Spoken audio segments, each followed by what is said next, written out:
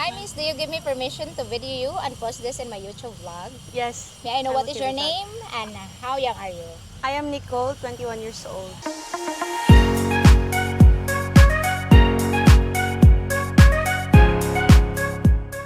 Nicole, what do you do for a living, Nicole? Right now I am a student from CTU Carmen. Okay, and your course? BSHM. Why is that your choice or your Yes, parents? it's my choice. Very good. It's like very good. So, who supported your study? My Yourself? parents, Your parents. yes. So they are just here in the Philippines or they are working abroad? Yes, they're here in the Philippines. Oh, what they do for a living also? Um, Okay, my I'm so nosy, ain't I? ang akong mama is kanang she's a vendor. She Mhm. sometimes sell a kanang mango float, mga Oh, like desserts, that. yes, Desserts. mostly. Oh. And my father is a painter. Kanang pintal. Pinter. We call it your pinter, okay? Okay, Nicole. In your opinion, why do you think foreigners choose to retire or visit here in the Philippines? As far as I know, Philippines has the most beautiful country. I mean top siya. Yeah. And kanang daghan sad kay tag mga tourist spots here in the Philippines, especially islands. Daghan Yes. kay tag islands, We almost have at islands. a thousands na gid ang islands niya.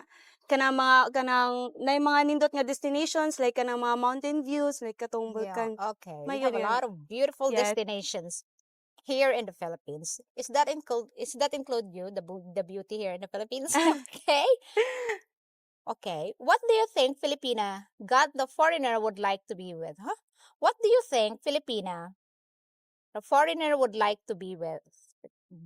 Kanang Sorry, makakuan sorry, siya. sorry. Okay. Do you think people here in the Philippines, especially Pinoy, accept foreigners truly? Yes, of course. As a Filipino, we are very hospitable towards our foreign kanang kuan Visitors? yes, Okay. visitors.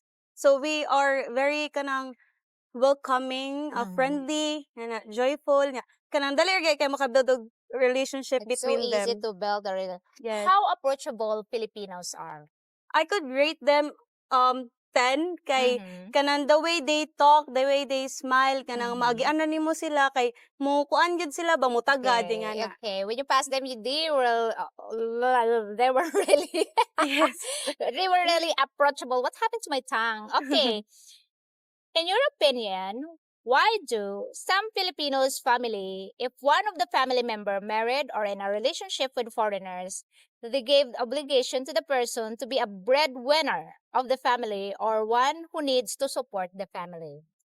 I don't know because as far as I know kanang ang foreigners have much money gani kanang like broad gid ilahang connections like Yeah. kanang compared to us Filipino nga mostly kay kanang employed lata self-employed Mostly while other self-employed. foreigners kay kanang na sila ilang business Okay, that's why and they kanang- already have their pensions like that. yes So like that that's why also they obligated yes Filipino members. Okay. Mm-hmm.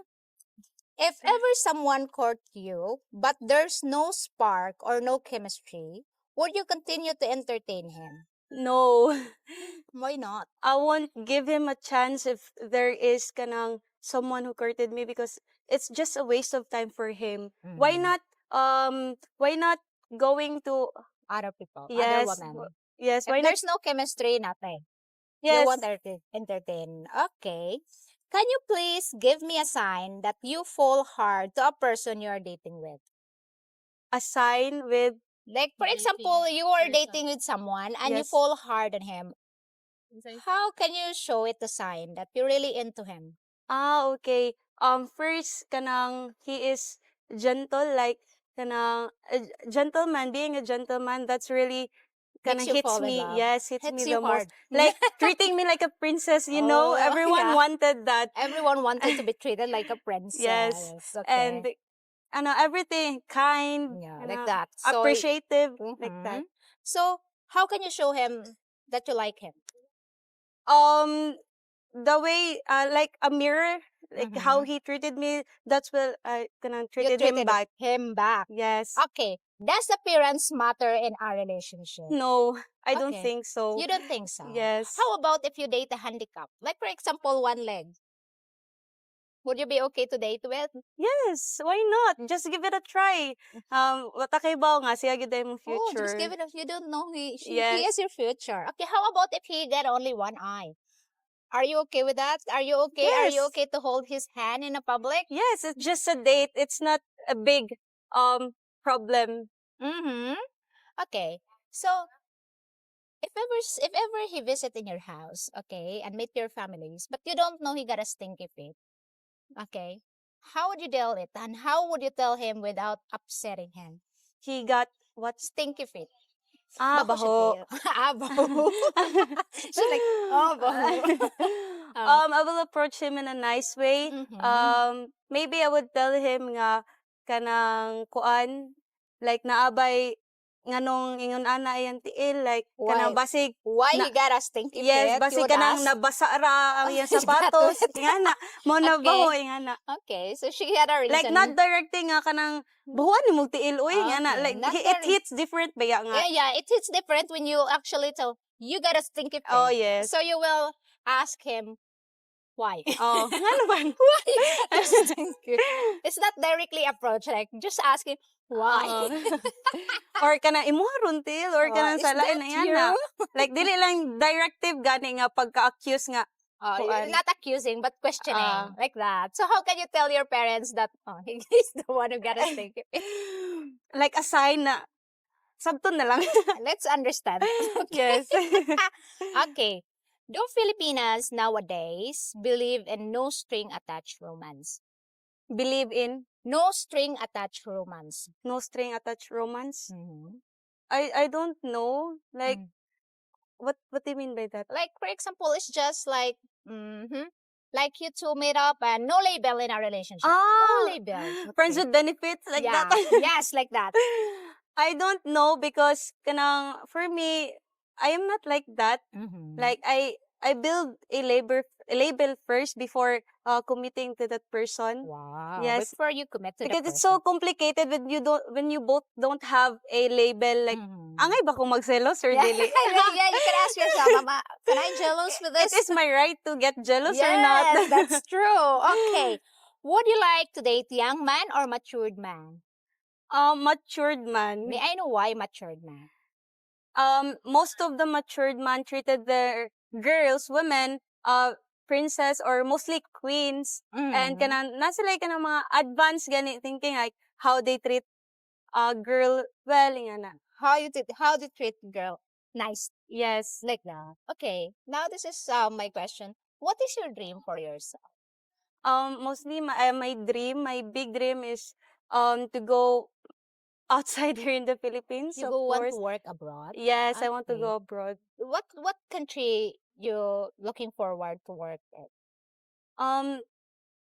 Paris, France. Wow. Why Yes. why French? Why France? Because since I was a kid, I really love to go to the Eiffel Tower. Like, Uh-huh. yes, like that.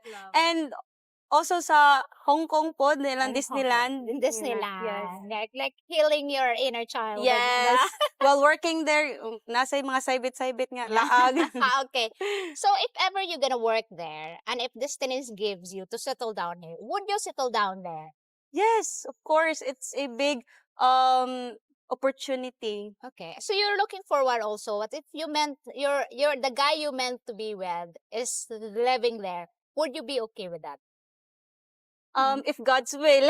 Are you? I could Are you a rate. jealous person? No, not really. Okay, rate yourself. Mostly 7. Okay, it's getting there. Okay. What is the sign that you are jealous? Like the awkwardness, like he get colder. Nga na. Like that. Yes, cold treatment. Cold treatment. You do like Yes. that. So, do you consider chatting someone and internet is a cheating? No. No. If there is no malice, why not? So dili good. So, are you okay with your boyfriends be friendly with other women? Maybe there's a barrier lang good. Boundaries. Yes, boundaries. What is your boundaries? Not to get close to other women Not like to get that. close Yes. to other women. Have you tried being cheated? No. Never. Yes. Have you tried cheating? No. Never. Yes. That's really good sign that she's a good Filipina. Okay. Thank you so much, girl, for answering all my questions. This is an ambush interview. Okay, guys, if you have any question, please feel free to ask. If you have any comment, please comment down below. And thank you so much for watching. And I'll see you in my next video. Thank Bye. you. Thanks.